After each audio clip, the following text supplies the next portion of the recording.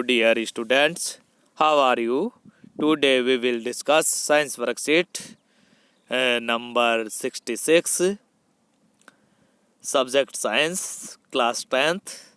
Today's topic, how do your organism reproduction, method of reproduction used by single organism. Asexual reproduction. Last worksheet में हमने reproduction के बारे में पढ़ा था। आज हम रिप्रोडक्शन का फर्स्ट पार्ट है जो एसेक्सुअल रिप्रोडक्शन के बारे में पढ़ने जा रहे हैं। एसेक्सुअल रिप्रोडक्शन ये 6 टाइप में होता है। अब देखिए एसेक्सुअल रिप्रोडक्शन।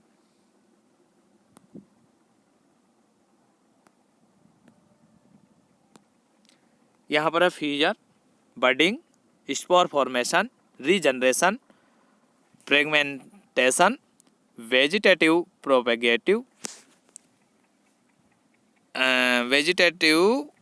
प्रोपेगेशन। ये नेचुरल और आर्टिफिशियल होता है। Vegetative propagation. फ्यूजन ये बाइनरी और मल्टीपल 2 टाइप में होता है। देखिए स्टूडेंट्स, फ्यूजन क्या है? It is a kind of asexual reproduction is unicellular organism to create 2 new individual. It can be of 2 type. Binary fusion or multiple fusion. Binary, one cell splits into equal halves. Many bacteria and protozoa like amoeba, paramecium and Leishmania. देखिए friends, मैं समझाता हूँ आपको। ये amoeba है, ये unicellular होता है। यहाँ पर ये न्यूक्लियस है और ये सेल का बाकी पार्ट है जो साइटोप्लाज्म। इसे क्या कहते हैं हम? साइटोप्लाज्म भरा रहता है। अब इसमें देखो, यहाँ पर ये इस प्रकार का यूनिसेलुलर एक अमीबा है, ऑर्गेनिज्म है। इसको जब रिप्रोडक्शन होता है तो 2 पार्ट में ये इस प्रकार से ये क्या होता है, यहाँ पर ये न्यूक्लियस है, इस प्रकार से डिवाइड होता है। फिर ये यहाँ पर डिवाइड होकर ये 2 ऑर्गेनिज्म में डिवाइड हो जाता है, 2 अमीबा में। तो इस प्रकार में ये समान 2 पार्ट में डिवाइड होता है, तो इसे बाइनरी फ्यूजन कहते हैं। ये कौन सा है? बाइनरी फ्यूजन है। इसका स्क्रीनशॉट ले सकते हो आप। तो अमीबा में बाइनरी फ्यूजन पाया जाता है। ठीक है, अब देखिए आगे बढ़ते हैं हम। Multiple fusion. अमीबा में, पैरामीशियम में, लिस्मानिया में, इनमें बाइनरी फ्यूजन पाया जाता है। इसके बारे में एग्जाम में पूछ लिया जाता है। ये बोर्ड एग्जाम के लिए बहुत ही इंपॉर्टेंट है, पूछा जाता है एग्जाम में अक्सर। अब देखिए multiple fusion, one cell divides into many daughter cell simultaneously, plasmodium, malarial parasite, amoeba in favourable condition. अब देखिए यहाँ पर जो पैरामीशियम, जो प्लाज्मोडियम होता है, जो से मलेरिया होता है, तो ये पैरासिट, जो मलेरियन पैरासिट है प्लाज्मोडियम, इसमें क्या होता है? 1 सेल से मल्टी सेल में डिवाइड हो जाता है। ये इतने प्लाज्मोडियम बन जाते हैं एक से, यानी कि बहुत अधिक संख्या में बनना, मल्टी सेलुलर। तो उससे ये इसमें पाया जाता है। मल्टी फ्यूजन होता है, ये मल्टीप्लाई फ्यूजन है। तो इसमें बहुत ज़्यादा सेल तैयार हो जाती है। ये किस में होता है? प्लाज्मोडियम में। और अमीबा में एक अनफेवरेबल कंडीशन में, ऐसे वैसे अमीबा में आपको पता है बाइनरी फ्यूजन पाया जाता है, पर अनफेवरेबल कंडीशन में अमीबा भी, यानी कि 2 से अधिक ऑर्गेनिज्म में डिवाइड हो जाता है, ऑर्गेनिज्म तैयार कर लेता है, अनफेवरेबल कंडीशन में होता है ये। ठीक है, इस प्रकार से ये तैयार होता है। अब देखिए हम नेक्स्ट टाइप की ओर बढ़ते हैं। यहाँ पर देखिए बडिंग। बडिंग में क्या होता है? बड यानी क्या होता है आपको मैं बता देता हूँ। बड यानी कि एक स्पेशल ग्रोथ, एक स्पेशल ग्रोथ। अब देखो यहाँ पर ये आपको दिखाई दे रहा है हाइड्रा। हाइड्रा में देखो ये स्पेशल ग्रोथ शुरू हुई, यहाँ पर ये बड़ बना तैयार हुआ, बड़ से ये नया हाइड्रा तैयार हो गया। तो बड़ से बडिंग बना है। यहाँ पर process is which an outgrowth bud is formed on the body of parents organism which then attach and become a new organism yeast और हाइड्रा। ईस्ट और हाइड्रा में इस प्रकार से बडिंग पाई जाती है, बड के द्वारा बडिंग तैयार होती है। यानी बडिंग किस है, बड से नया ऑर्गेनिज्म बढ़ता है, इस वजह से इसको हम नाम दिया गया बडिंग। तो ये किस में पाया जाता है, हाइड्रा में और ईस्ट में पाया जाता है। नेक्स्ट टाइप की ओर हम आगे बढ़ते हैं, स्पोर फॉर्मेशन। अब आपको पता है यहाँ पर ये देखो स्पोर फॉर्मेशन, यहाँ पर देखिए स्पोर फॉर्मेशन इन राइजोपस। राइजोपस में देखो यहाँ पर ये बड़ सा बनता है, पर ये देखो ये इसमें यानी कि मल्टी सेलुलर या मल्टीपल स्पोर पाए जाते हैं इसमें, इनमें। तो इसके द्वारा यानी एक प्लांट, एक राइजोपस से कई राइजोपस इजीली तैयार हो जाते हैं। बड़े एरिया में अपना जनरेशन, अपना रिप्रोडक्शन इजीली कर लेता है राइजोपस। तो spore formation are the microscopic asexual, ये बहुत ही सूक्ष्म होते हैं, जो बहुत संख्या में फैल जाते हैं, बहुत संख्या में होते हैं और नए राइजोपस को तैयार कर लेते हैं। Reproductive bodies with a thick wall, spore are formed in sporangium. Each spore on germination give rise to a new organism. Rhizopus और पेनिसिलियम दोनों में पाया जाता है। ध्यान रखना, स्पोर फॉर्मेशन राइजोपस और पेनिसिलियम दो में पाया जाता है। इनके एग्जाम्पल पूछ लिए जाते हैं एग्जाम में। तो ये राइजोपस है और पेनिसिलियम में भी इसी प्रकार से पाया जाता है। अब देखिए नेक्स्ट की ओर आगे बढ़ते हैं हम। अब देखिए यहाँ पर इधर आ जाइए आप,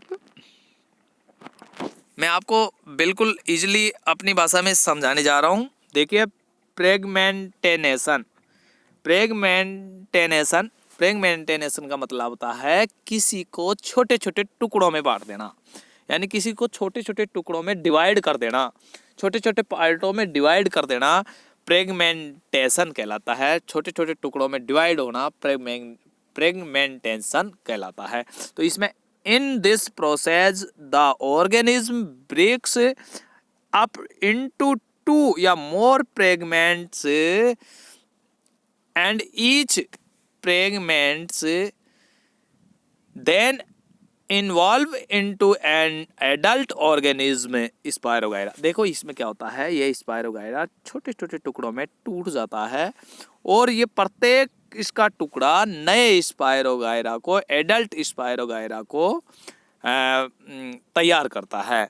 तो इस प्रकार का जो रिप्रोडक्शन पाया जाता है उसे कहते हैं फ्रेगमेंटेशन, जो किस में पाया जाता है, स्पायरोगायरा में पाया जाता है। ये स्पायरोगायरा है, सेल वॉल है, सेल मेम्ब्रेन है, ये म्यूसिलेज है, साइटोप्लाज्म स्ट्रैंड है, न्यूक्लियस है। तो इससे नया स्पायरोगायरा तैयार हो जाता है। ठीक है फ्रेंड्स, अब देखिए हम नेक्स्ट की ओर आगे बढ़ते हैं। देखिए रीजनरेशन नाम से ही आपको हो रहा है फील कि regeneration the process of getting back a full organism from the body part of the parent's individual is called regeneration. Regeneration is carried out by specialized cell, hydra और प्लेनेरिया। हाइड्रा और planaria में पाया जाता है regeneration. इसमें क्या होता है, हिंदी में से कहते हैं पुनरुद्भवन। रीजनरेशन यानी कि बॉडी के किसी पार्ट से नया ऑर्गेनिज्म तैयार होना रीजनरेशन कहलाता है। देखो यहाँ दिखा रहा है the body part of the parents individual is called regeneration. Okay, तो यहाँ पर देखो जैसे प्लेन एरिया है, प्लेन एरिया को इसको 3 पार्ट में डिवाइड कर रखा है। ये 3 पार्ट 3 ऑर्गेनिज्म तैयार कर रहे हैं। ये देखो एडल्ट प्लेनेरिया तैयार हो जाता है। एक प्लेनेरिया से 3 प्लेनेरिया, एडल्ट प्लेनेरिया तैयार हो गए। तो इस प्रकार के जनरेशन को, इस प्रकार के रिप्रोडक्शन को रीजनरेशन कहते हैं। ठीक है फ्रेंड्स, अब देखिए हम आगे बढ़ते हैं। देखो अब यहाँ पर है वेजिटेटिव प्रोपेगेशन। वेजिटेटिव प्रोपेगेशन ये 2 टाइप का होता है, एक तो नेचुरल होता है और एक आर्टिफिशियल, जो आपको पता है एक तो नेचुरल इसमें और एक आर्टिफिशियल होता है। 2 टाइप में पाया जाता है, एक तो नेचुरल और एक artificial. This is an asexual method of reproduction in plants में पाया जाता है, where vegetative part namely root, stem और leaves give rise to new plant. इससे नया प्लांट तैयार होता है। जैसे आपको पता है यहाँ पर ये एक पत्थर चिट्टा होता है, ये पत्थर चिट्टा, इसकी क्या प्लांट टूट के गिरती है, गिरते ही इससे नया प्लांट तैयार हो जाता है। इससे क्या हो जाता है, स्टोन लीफ होती है ये, तो इससे क्या हिंदी में से पत्थर चिट्टा कहते हैं। तो इससे क्या नया, देखो ये लीफ गिर गई, इसके यहाँ से इससे नई बड़ निकलती है और नया प्लांट तैयार होता है। जैसे आपको पता है इसमें जैसे रोज है, रोज की हमने एक उसके स्टेम को लगाया, उससे नया रोज तैयार हो जाता है। तो इसे हम वेजिटेटिव प्रोगेशन कहते हैं, प्रोपोगेशन कहते हैं। ओके, तो इस प्रकार से देखो फ्रेंड्स आपकी ये वर्कशीट कंप्लीट होती है।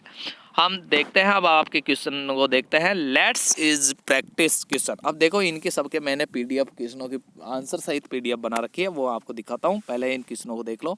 How does binary fusion differ from multiple fusion, यानी कि ये मल्टीपल फ्यूजन से बाइनरी फ्यूजन किस प्रकार से डिफरेंटिव है। तो उसके लिए देखो आ जाइए आप, मैं आपको ले चलता हूँ फर्स्ट क्वेश्चन पे। देखो इसका स्क्रीनशॉट लीजिए, आप ले लीजिए आप, जो आपको इसको आंसर लिखने में दिक्कत नहीं आएगी। देखिए फर्स्ट क्वेश्चन है आपका, how does binary fusion differ from multiple fusion. In binary fusion the parent cell divides itself into 2 equal and identical daughter cell. In multiple fusion, a single parent cells is divided into many daughter cells. वो तो केवल 2 में होता है, 2 equal में होता है, ये मनी डाटर सेल में डिवाइड हो जाता है। दोनों में यही है, बाइनरी में 2 में होता है, इसमें मनी डाटर सेल में डिवाइड होता है। ये आपका फर्स्ट क्वेश्चन होता है, इसका स्क्रीनशॉट लीजिए। मैं आगे बढ़ता हूं, अब सेकंड क्वेश्चन की ओर आइए आप। देखो ये आपका सेकंड क्वेश्चन रहा, how will an organism be benefited if it reproduces through spores.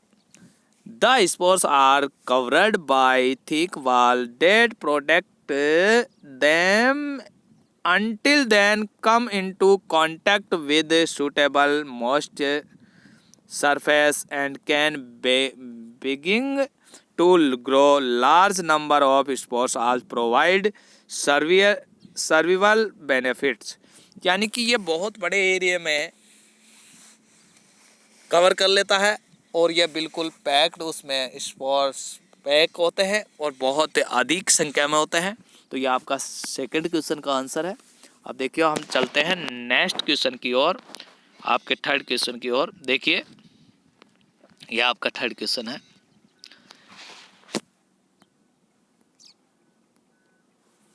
Can you think of reason why more complex organism can not give rise to new individual through regeneration.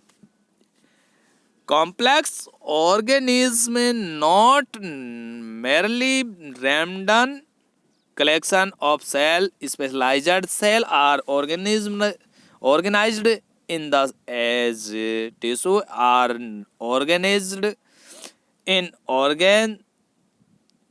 These organs have to be placed at a definite position in the body, so regeneration is not possible in multicellular organism. देखिए यहाँ पर ये बहुत ही अच्छा दे रखा है कि अब random collection cell specialized cell or organism in then tissue or organism these organs have to be placed in definitive position in the body। तो यह आपका थर्ड क्वेश्चन कंप्लीट होता है।